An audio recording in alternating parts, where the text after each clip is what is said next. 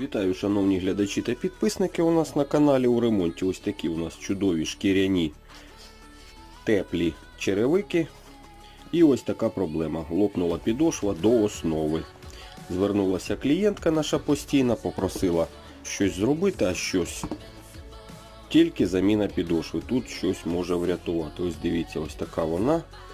Підібрали підошву, ось таку модель, показали клієнтці, їй вона сподобалась, дала згоду на роботу. Як замінимо вам, звичайно, ми все покажемо, на все добре. Ну що, шановні глядачі, закінчили робити ми заміну підошви ось цих черевиках жіночих. Нагадую, лопнула стара підошва повністю до основи на обидвах. Ми запропонували модель підошви, показали клієнтці, їй вона сподобалась, тому ми замінили, проклеїли та прошили по колу, як бачите, все в порядку. Отже, будемо вертати їх клієнтці, а вам